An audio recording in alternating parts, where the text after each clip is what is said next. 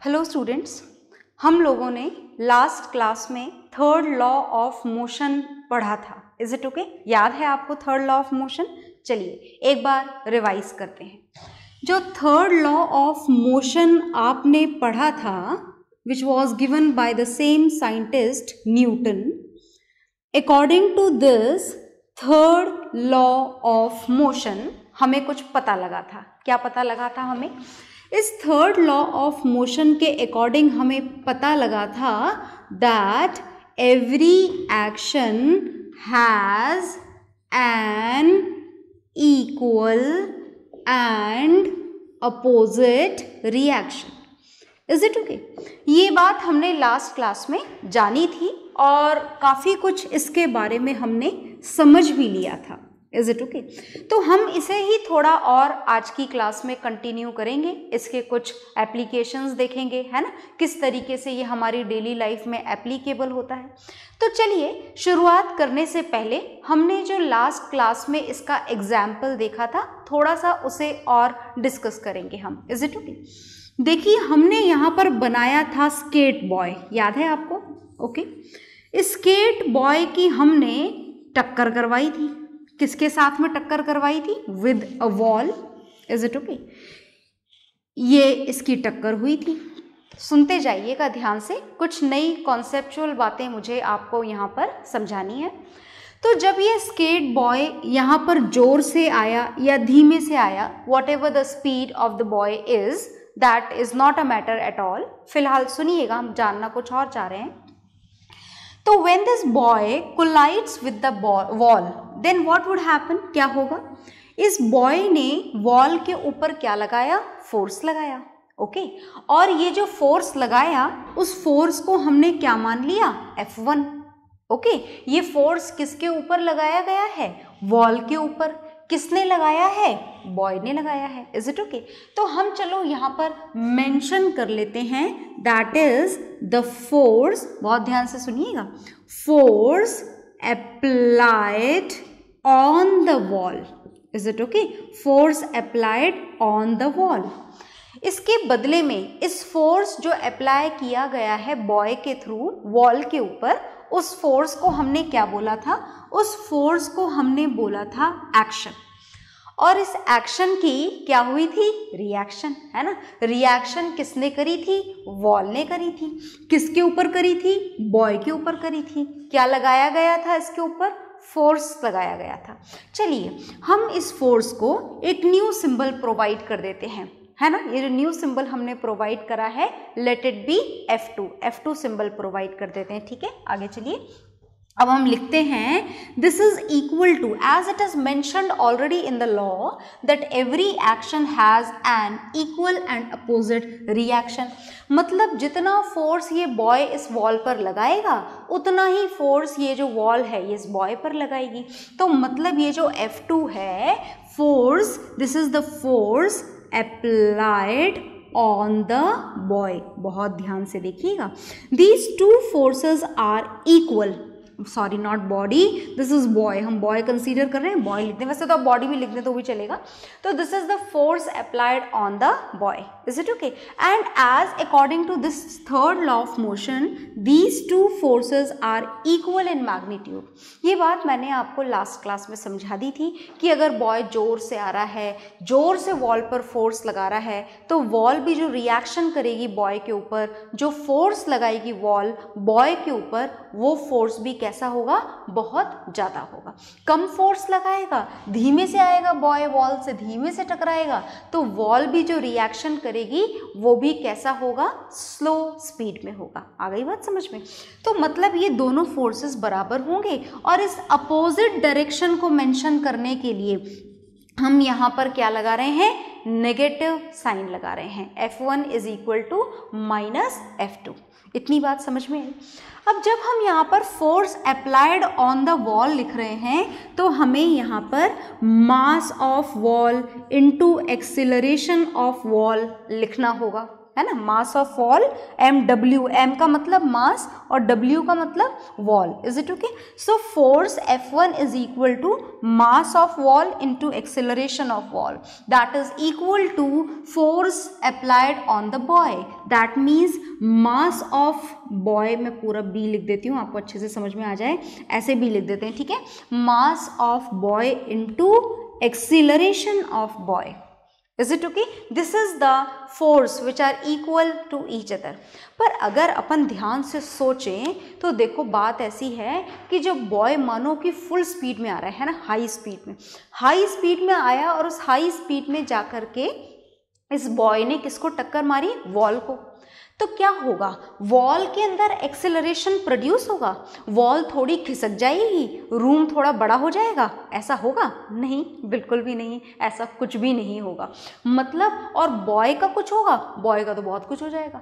हो सकता है कि एकदम से ज़ीरो हो जाए उसकी स्पीड, ज़ीरो तो होगी ही सही, उसके चोट भी लग जाए। मतलब बात ये है कि जो बॉय का जो एक्सीलरेशन है, बॉय का एक्सीलरेशन कैसा है? बहुत ज़्यादा। और जो वॉल का एक्सीलरेशन है वो कैसा है? नेग्लिजिबल। वॉल का एक्सीलरेशन तो आप यूँ मान लो कि हम नोटिस ही नहीं कर पा रहे कि बॉल की कोई वेलोसिटी में चेंज भी हो रहा है क्या, बॉल थोड़ा खिसक भी रही है क्या, खिसक रही है क्या वॉल? Not at all. मतलब आपको बात समझ में आई कि यहाँ पर एक्सीलरेशन किसका बहुत ज़्यादा है?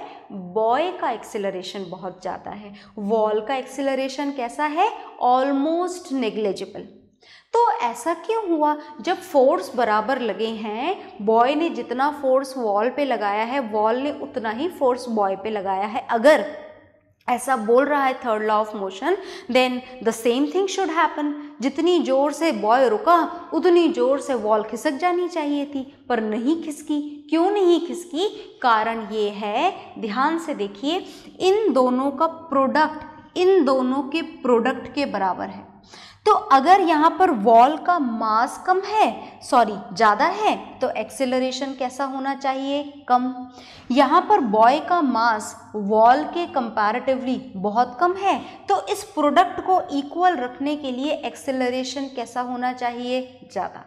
तो याद रखेंगे आप लोग हमेशा कि whenever we are going to discuss about any law of motion, any action and reaction, in that condition the body whose mass is less, जिसका मास कम है, उसका क्या ज़्यादा होगा? Acceleration will be more, and the body whose mass is more, acceleration will be negligible. आ गई बात समझ में? So this is the practical conceptual aspect of the third law of motion. So note it down in your registers, then we will learn some applications of this third law of motion, right? So note it down in your registers. तो I hope आपने note down कर लिया होगा, और अब note down करने के बाद में हम आगे चलते हैं, और बहुत ध्यान से सुनिएगा आगे हमें कहाँ जाना है। हम थर्ड लॉ ऑफ मोशन पढ़ रहे हैं, और इस थर्ड लॉ ऑफ मोशन में हमें क्या जानना है? चलिए हम जानना शुरू करते हैं कि आखिर ये थर्ड लॉ ऑफ मोशन हमारी डेली लाइफ में हम कहाँ कहाँ नोटिस करते हैं। तो चलिए हम सबसे पहले चलने की ही बात समझ लेते हैं, that how do we walk, हम कैसे वॉक करते हैं। This walking can be explained by the third law of motion. How do we walk, आप वॉक बोलें, आप स्विमिंग बोलें, तो कैसे होते हैं ये सारे प्रोसेस सुनिएगा। जैसे देखिए, ये है बॉय, है ना, और जब आप चलते हैं आगे की तरफ, जब हम बढ़ते हैं, जैसे मैं आगे बढ़ रही हूँ, आप भी चलते ही हैं डेफिनेटली, तो आप आगे बढ़ते हैं। तो when we want to walk in the forward direction, हमें आगे की तरफ चलने के लिए ये जो फीट हैं, इनसे ग्राउंड को पीछे की तरफ क्या करना पड़ता है? ग्राउंड को पीछे की तरफ पुश करना पड़ता है। क्या करना पड़ता है? आप आगे बढ़ते हो और अपने पैरों से ग्राउंड को, फ्लोर को, जमीन को पीछे की तरफ क्या करते हो? पुश करते हो। मतलब आप अर्थ के फ्लोर पे पीछे की डायरेक्शन में फोर्स लगा रहे होते हो। क्या लगा रहे होते हो? फोर्स लगा रहे होते हो। तो when you push the ground in the backward direction, आप ग्राउंड पे जो पुश का फोर्स लगा रहे हो वो कौन सी डायरेक्शन में लगा रहे हो? बैकवर्ड डायरेक्शन में। Is it okay? ग्राउंड को पुश कर रहे हो आप कौन सी डायरेक्शन में? बैकवर्ड डायरेक्शन में ग्राउंड को पुश कर रहे हो आप। Is it okay? याद रहेगा ना।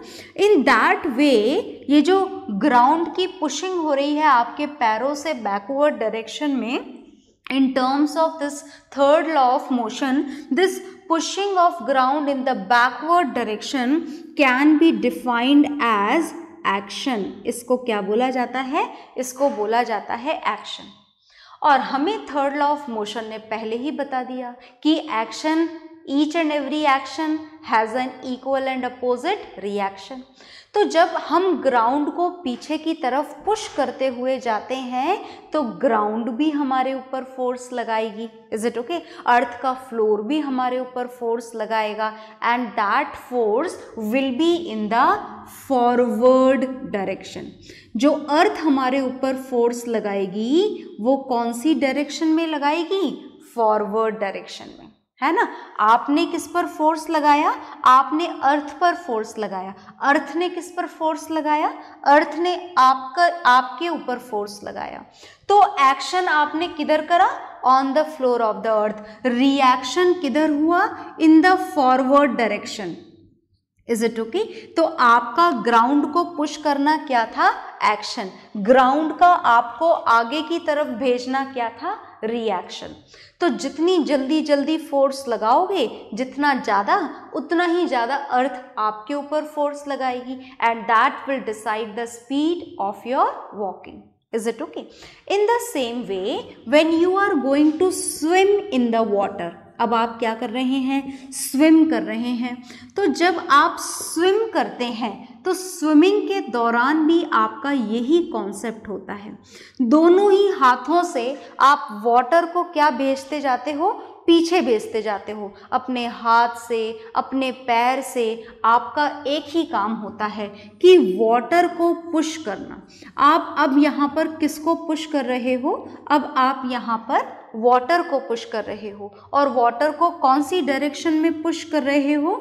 बैकवर्ड डायरेक्शन में पुश कर रहे हो। तो when you are going to push the water in the backward direction, so this is the applied force by you on the water and that is known as action. उसे क्या बोला जाता है? Action. And each and every action has an equal and opposite reaction. तो जो action आप water को पीछे पुश करने में कर रहे हो and the same force will be applied by the water on your body in the forward direction. इस एक्शन का रिएक्शन कौन करेगा? वाटर। किसकी बॉडी पर? आपकी बॉडी पर। तो ये किधर की डायरेक्शन में होगा? फॉरवर्ड डायरेक्शन में। And the movement of your body will take place in the forward direction and that movement in the forward direction in terms of third law of motion is known as reaction. So this is the explanation of the point that how do we walk or how do we swim in water. Okay? चलिए कुछ और भी points हमको discuss करने हैं यहाँ पर which are based on this third law of motion. These two figures are there in front of you. You note down these key points कि आप किधर एक्शन कर रहे हैं, रिएक्शन किधर हो रही है and then write down a paragraph for both of the situation in your own language. Is it okay? हालांकि आपके नोट्स में दे रखा है but then also no need to learn it word to word. You may write down it in your own language. तो try it once. इस how do we walk के बाद में हम कुछ और समझेंगे about this third law of motion. बार बार मैं आपको याद दिला रही हूँ. According to this third law of motion each and every action has an equal and opposite reaction. Is it okay? तो ये जो एक्शन एंड रिएक्शन है ये दो अपोजिट बॉडी पर होती हैं. जैसे आपने फोर्स अर्थ पर लगाया, अर्थ ने फोर्स आप पर लगाया, तो एक्शन अर्थ पर लगा, रिएक्शन आपकी बॉडी पर हुआ। Similarly when we are going to swim in water, तो आपने फोर्स वाटर पर लगाया, मतलब एक्शन वाटर पर हुआ, रिएक्शन आपकी बॉडी पर हुआ। मतलब action and reaction always act on two different bodies, ये बात भी आपको याद रखनी है। Is it okay? तो चलिए हम कुछ और केसेस समझते हैं इसके। हाउ डू वी वॉक के बाद में हमको यहाँ पर और कौन कौन से एक्शन एंड रिएक्शन देखने हैं, देखिएगा। अब हम बात करने जा रहे हैं फायरमैन की। पहचानते हो ना आप फायरमैन को, जिनका काम होता है आग बुझाने का। आग लग जाती है कहीं पर तो ये आते हैं और आग बुझाते हैं। और आग बुझाने के लिए इनको एक होस पाइप अपने साथ में, बड़ा लंबा चौड़ा सा, भी छोटा वो गार्डन वाला पाइप तो काम करेगा नहीं, पानी बहुत ही थोड़ा सा निकलता है, धीमे धीमे निकलता है, इतने धीमे पानी से तो आग बुझने से रही। तो जो इनके हाथ में जो पाइप होता है ना, pipe that is very wide, बहुत मोटा पाइप होता है, और इस मोटे से पाइप को बोला जाता है होस पाइप। क्या बोला जाता है? होस पाइप, है ना। इसमें से पानी निकलता है बहुत ही तेजी के साथ में। क्या निकलता है? वाटर। वाटर ही तो आग बुझाएगा, तो पानी निकलता है, खूब तेजी से पानी निकलता है, बहुत ही तेजी से, और बहुत सारा पानी एक साथ इसमें से निकला करता है, तो ही तो आग बुझ पाएगी, है ना। तो in that condition it is very difficult for the fireman to hold this hose pipe. Training देनी होती है, आप सोचो आप पकड़ लो और आप पानी डाल दो, this is not at all possible. तो this for this fireman the question which is going to come in the exam that why it is difficult to hold this hose pipe by a fireman, ये question आता है।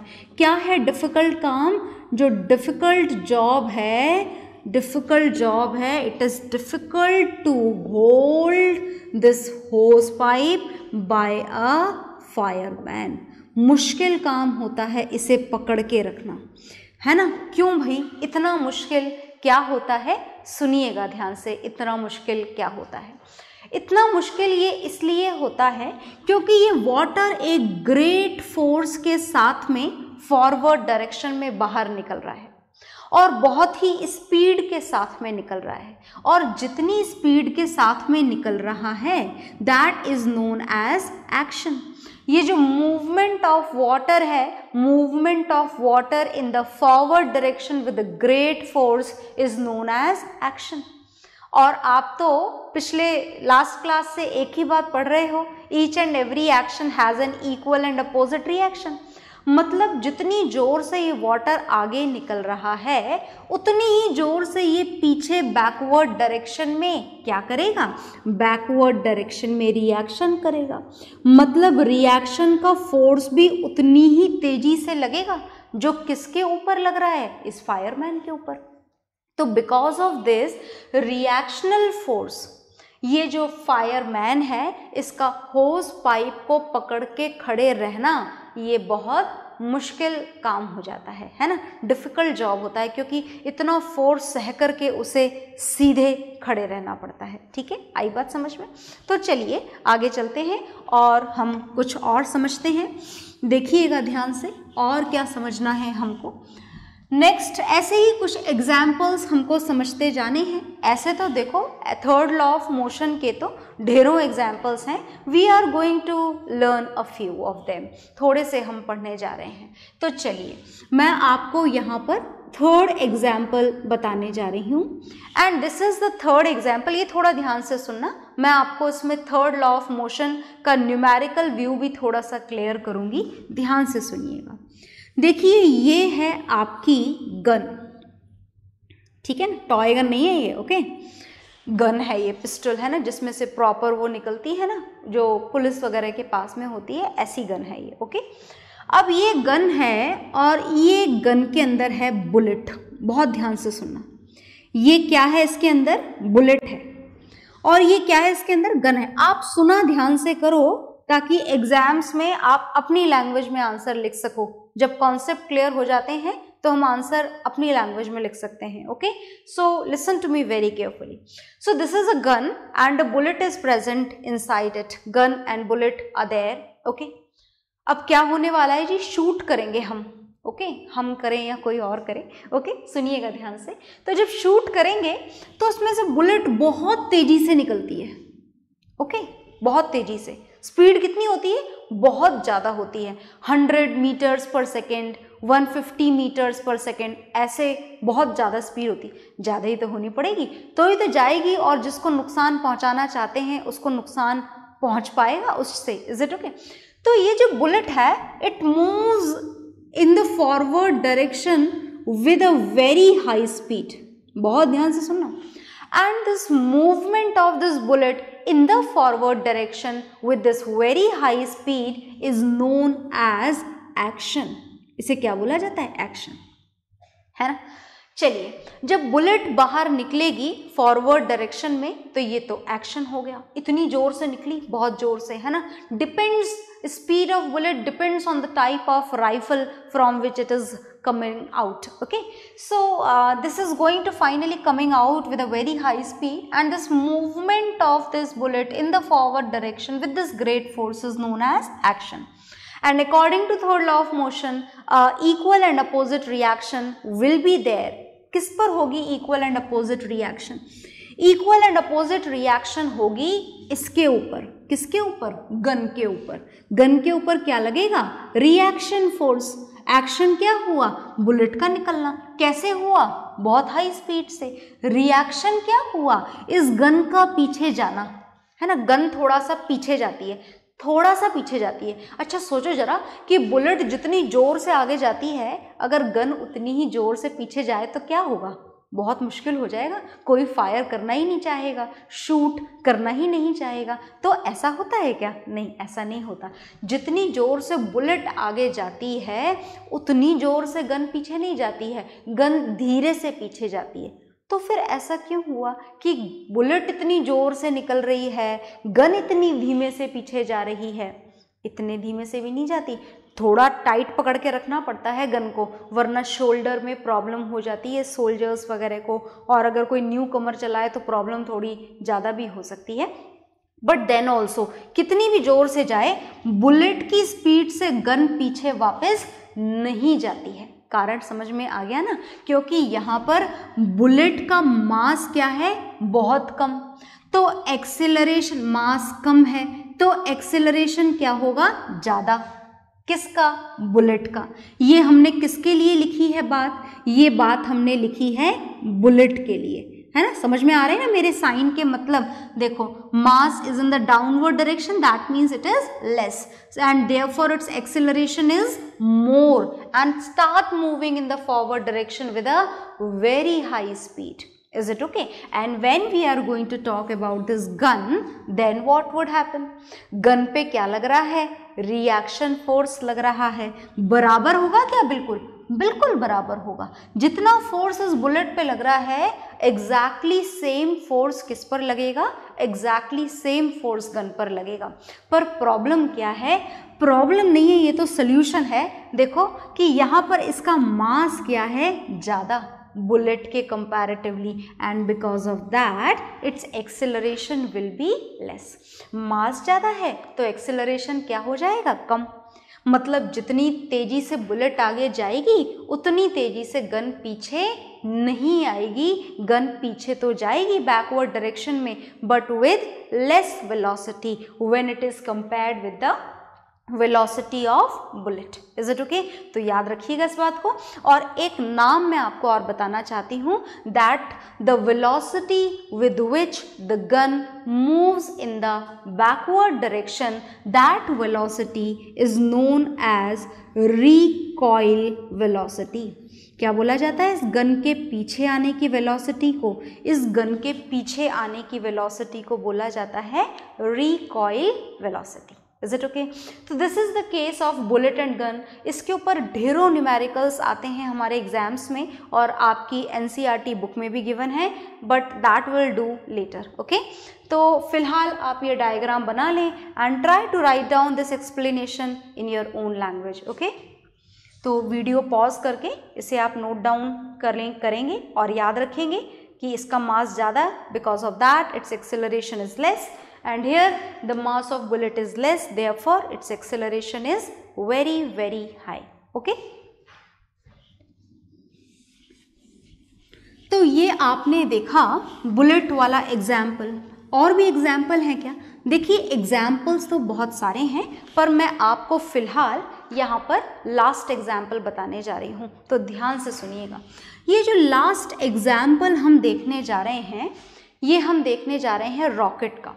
देखो rocket propulsion जिसे बोला जाता है, जब रॉकेट लॉन्च किए जाते हैं, प्रोपल्शन होता है, ऊपर जाते हैं स्पेस में, तो शायद आपने नहीं देखा होगा उसे, पर टेलीविज़न में देखा होगा, और उसका दूसरे दिन न्यूज़पेपर में बड़ा सा फोटो भी आता है, वो भी देखा होगा। आपने उस रॉकेट में कोई चीज़ नोटिस की हो या नहीं की हो, पर मेरे हिसाब से आपने एक चीज़ ज़रूर नोटिस करी होगी कि when it is going to start, है ना, जैसे ही स्टार्ट होता है, a huge amount of smoke is produced with a lot of fire. कई बार तो यहाँ पर फायर भी जल जाती है, इतनी तेज हीटअप होता है ये। अ lot of smoke is released, बहुत सारा फ्यूल यूज़ होता है। डेफिनेटली किसी चीज़ को अर्थ के ग्रेविटेशनल पुल से बाहर भेजना है तो फ्यूल तो बहुत सारा यूज़ होगा ही सही।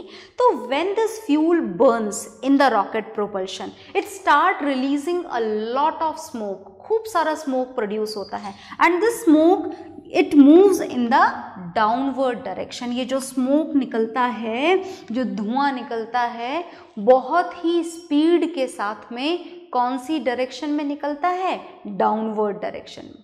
तो इस धुएं में दो खास बातें हैं। पहली बात तो ये कि it moves with a very high speed, and in what direction? This moves in the downward direction. कौन सी डायरेक्शन में निकलता है ये धुआं? डाउनवर्ड डायरेक्शन में निकलता है। So simply you can say this movement of smoke in the downward direction is a type of action. ये क्या है जी? ये action है. Okay? And each and every action will have an equal and opposite reaction. तो जितनी तेजी से ये धुआं बाहर निकलता है, उतनी ही तेजी से आपका रॉकेट ऊपर की तरफ मोशन करना शुरू कर देता है। Is it okay? आ गई बात समझ में? तो धुएं का नीचे निकलना क्या है? एक्शन। और इसका रिएक्शन क्या है? इसका रिएक्शन है movement of rocket in the upward direction. आ गई बात समझ में? तो ये हमने थर्ड लॉ ऑफ मोशन के कुछ हमारी डेली लाइफ में एप्लीकेशंस देखे हैं। जैसा कि मैं बार बार बोल रही हूँ, एप्लीकेशंस और भी हैं, but the concept is same, है ना? तो हर बार आंसर आपको इसी तरीके से लिखना है with the same language, and the language is given there in your notes. Okay, तो आप उसमें से पढ़ेंगे और अपनी लैंग्वेज में भी आंसर्स को फ्रेम करने की कोशिश करेंगे। और इसके बाद में हम लोग पढ़ेंगे नेक्स्ट टॉपिक नेक्स्ट क्लास में। Bye everyone.